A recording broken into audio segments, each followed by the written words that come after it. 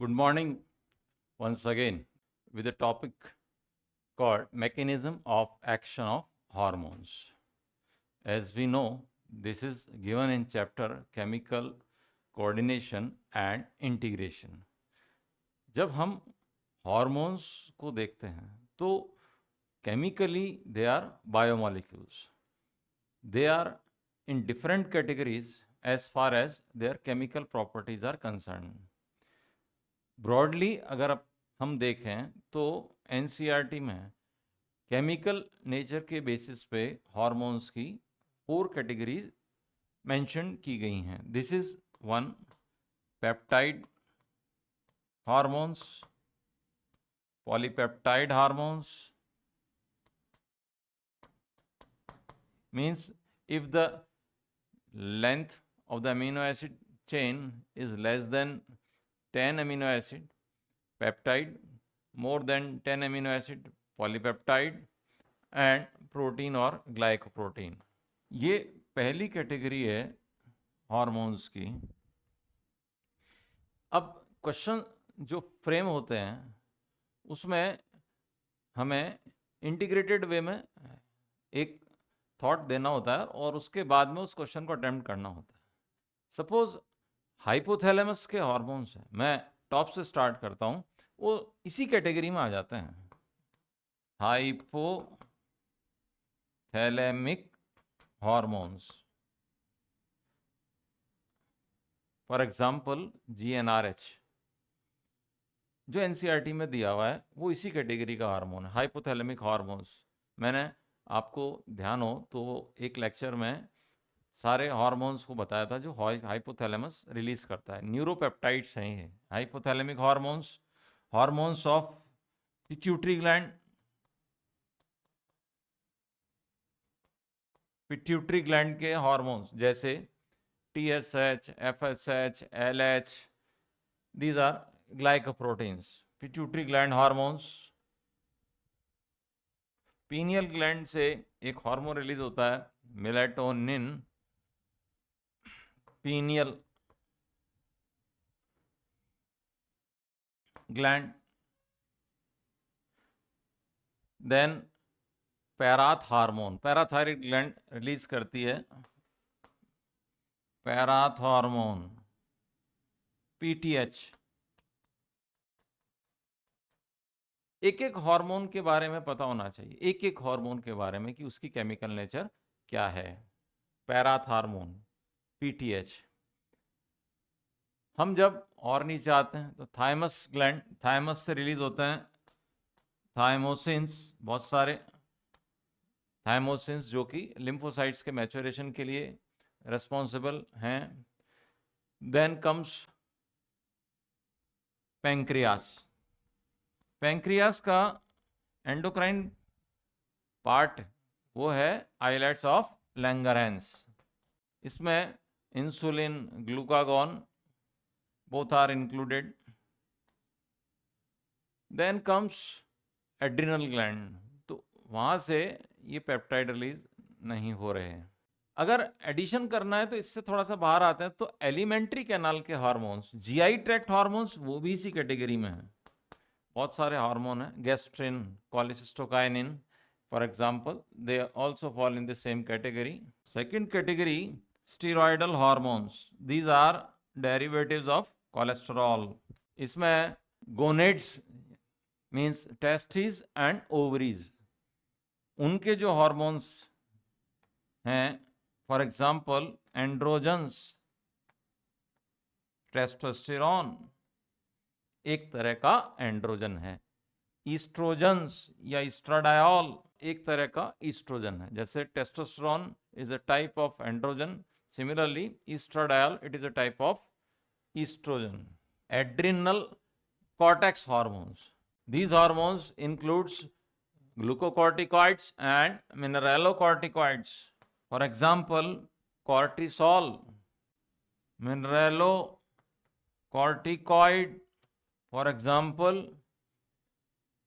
aldosterone, they also fall in the same category. Third category of hormones, number 3, is iodothyronins.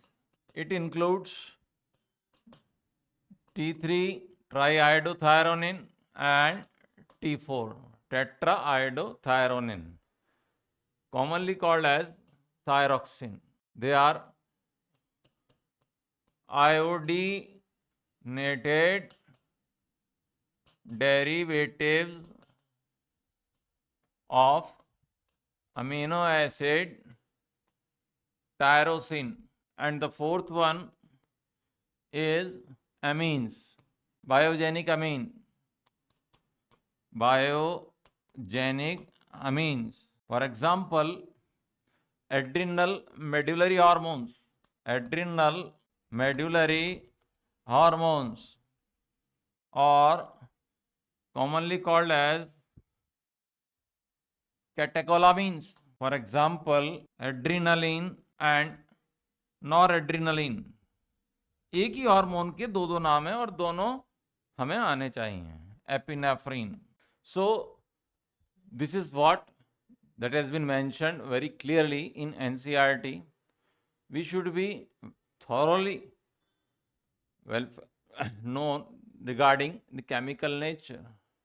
एक wide approach से इन सबको learn करना है कि which hormone chemically falls in which category. Amines कौन से हैं, आयोडोथायरोनिन्स क्या हैं, पेप्टाइड्स प्रोटीन्स क्या हैं, and so on. Now coming to the next part, जिसको बोर्ड पे सबसे पहले लिखा गया था, वो क्या है कि हार्मोन काम किस तरह से करते हैं. अब इसको थोड़ा सा मैं आपको वर्बल एक्सप्लेनेशन देता हूं और उसके बाद हम इसको समझने की कोशिश करते हैं. Hormones, they are biomolecules.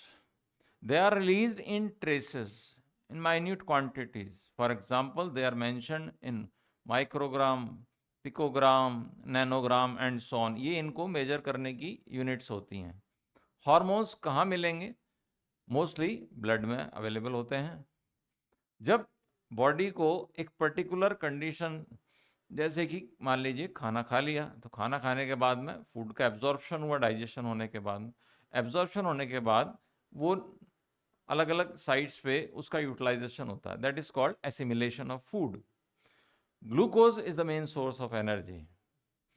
Now glucose has to enter inside the cell to get metabolized so that energy can be produced out of it. हमने खाना खाया तो हमें एनर्जी मिलनी चाहिए.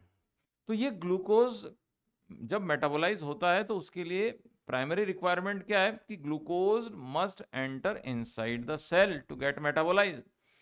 Now there is a hormone called insulin. समझ लेना इसको. There is a hormone called insulin. Insulin is release from the beta cells of islets of Langerhans. These are present in pancreas, islets of Langerhans. Insulin does this function. Insulin does this function that it makes the entry of glucose inside a target cell. A target cell bears receptors. The receptors are also proteins. The receptors are also proteins. Receptors are continuously synthesized and utilized. ऐसा नहीं है कि एक receptor एक बार बन गया तो वो लाइफ लॉन्ग चलता रहेगा. नो, डिपेंड करता है सेल कौन सी है, कहाँ पे है, क्या फंक्शन कर रही है. एक ही सेल पे कई हार्मोन्स के रिसेप्टर्स हो सकते हैं. एक सेल पे on an average 4,000 to 5,000 receptor होना एक आम बात है नॉर्मल सेल पे. तो रिसेप्टर्स का जो प्रोडक्शन है वो भी कौन कंट्रोल करता है? Jeans, DNA. जब रिसेप्टर बनते हैं तो वो स्पेसिफिक होते हैं, लॉक एंड की मैनर से बाइंड करते हैं, जैसे एक एंजाइम काम करता है उसी तरह से. तो यहाँ पे जो हार्मोन है वो एक लीजेंडरी मॉलिक्यूल है. हार्मोन क्या है? एक लीजेंडरी मॉलिक्यूल है that binds with a specific receptor and it induces certain biochemical changes. What does it mean? Certain enzymes which are inactive, it makes them active. These are biochemical changes. Chemical structure में change ला देना वो biochemical change कहलाता है. Biochemical change आने का जो outcome है वो होता है उस सेल में फिजियोलॉजिकल चेंज आ जाता है. उसके फंक्शंस जो होते हैं ना वो अल्टर हो जाते हैं. जैसे कि अगर मान लीजिए एक एडिपोसाइट सेल है, फैट स्टोरिंग सेल है, उस पे इंसुलिन के रिसेप्टर्स हैं। इंसुलिन एक पेप्टाइड हार्मोन है। इंसुलिन क्या है? एक पेप्टाइड हार्मोन है। तो जब वो अपने रिसेप्टर से बाइंड करेगा, जो कि क्या है? ट्रांसमेम्ब्रेन रिसेप्टर है। ट्रांसमेम्ब्रेन रिसेप्टर से बाइंड करते ही ग्लूकोज सेल के अंदर आ जाएगा। कौन सी सेल है? Adipocyte cell. और वही ग्लूकोज ट्राइग्लिसराइड में कन्वर्ट हो जाता है। यह है इंसुलिन का रोल। अगर मान लीजिए इंसुलिन कम हुआ या नहीं बना, तो आप जितनी मर्जी आए ग्लूकोज का इंटेक कर लीजिए, वो ग्लूकोज सेल में एंटर नहीं करेगा। वो हाइपरग्लाइसेमिक कंडीशन बनी रहेगी। ब्लड के अंदर शुगर के लेवल बहुत ज़्यादा हो जाएंगे। डायबिटीज मेलाइटिस उस डिजीज का नाम है। Similarly, if insulin bind with its receptors present in a muscle cell, the enter the entry point of glucose, it opens and glucose takes entry in the muscle cell. It is metabolized and it produces energy. It get converted into lactic acid. Glycolysis हो जाएगा. Insulin makes entry of glucose easier. In case insulin is not available, then disease is called diabetes mellitus. तो what we have learn, हमने क्या सीखा कि एक ही hormone अलग अलग सेल में अलग अलग फंक्शंस को परफॉर्म कर रहा है। इसी तरह से दूसरे हार्मोन्स भी अपना फंक्शन प्ले करते हैं। There are hormones which has got receptors present in cell cytoplasm. There are hormones which has got receptors present in the nucleus, nuclear receptors, they are present inside the nucleus on DNA. There are hormones which has got cell surface receptors. तो ये 3-4 category हैं जहाँ पे receptors की presence prominently देखी जाती है। तो फिर याद कर लीजिए, number 1, most of the cell receptors, they are either membrane bound receptors, they are present in cell cytoplasm, or they may be present in nucleus on DNA. तो hormone when it combines, it binds with a specific receptor, then a complex hormone receptor complex is formed, and that triggers the cascade reaction, a chain of reaction that changes the metabolic nature of the cell, and ultimately उसका जो result होता है वो होता है किसी भी तरह का फिजियोलॉजिकल चेंज हमको देखने को मिलता है। तो ये जो 4 कैटेगरी हैं हार्मोन्स की, जो मैंने बोर्ड पे मेंशन की हैं, peptide, polypeptide, steroid, iodothyronines and amines, इनके रिसेप्टर्स किस किस तरह से हैं मैं आपको ब्रीफली मेंशन कर रहा हूं। Receptors, hormone receptors, they may be membrane bound, they may be present in cell cytoplasm, they may be present in nucleus. Specifically, peptide, polypeptide, protein और ग्लाइकोप्रोटीन हार्मोन्स, ये याद कर लेना आप, they have got membrane bound receptor, membrane bound receptors. ये hormones peptide, polypeptide, glycoproteins cell के अंदर enter नहीं करते। वो मेम्ब्रेन यानी कि सेल मेम्ब्रेन से अफिलिएट होकर अपना काम करके दिखा देते हैं। मेम्ब्रेन बाउंड रिसेप्टर्स, रिसेप्टर्स के बारे में बिल्कुल क्लियर है। कैसे कैसे hormones? Peptide, polypeptide, protein, glycoprotein hormones, they have got membrane bound receptors. एक क्वेश्चन है ये। सिमिलरली, बायोजेनिक अमीन्स या कैटेकोलामीन्स, इसमें क्या इंक्लूड हो गया? एड्रिनलिन, नॉर एड्रिनलिन, ये भी इसी कैटेगरी में आते हैं। Membrane bound receptors means they do not enter inside the cell. ये एक कैटेगरी हो गई हार्मोन्स। अब दूसरी कैटेगरी क्या है? 2 ही बचते हैं, एक है स्टेरॉइड और एक है आयोडोथायरोनिन्स। ये दोनों ये लिपिड सॉल्युबल हैं और लिपिड सॉल्युबल होने की वजह से सेल मेम्ब्रेन जो कि फॉस्फोलिपिड से फॉर्म होती है उसको क्रॉस करके सेल के अंदर एंटर करते हैं और सेल के अंदर साइटोप्लाज्म या न्यूक्लियोप्लाज्म में इनके रिसेप्टर्स होते हैं, उनसे बाइंड करके ये अपना इन्फ्लुएंस, ये अपना इफेक्ट शो करते हैं। तो ये जो दूसरी नेचर है हार्मोन्स की, iodo थायरोनिन्स and steroidal hormones, they have got cytoplasmic receptors or receptors on DNA.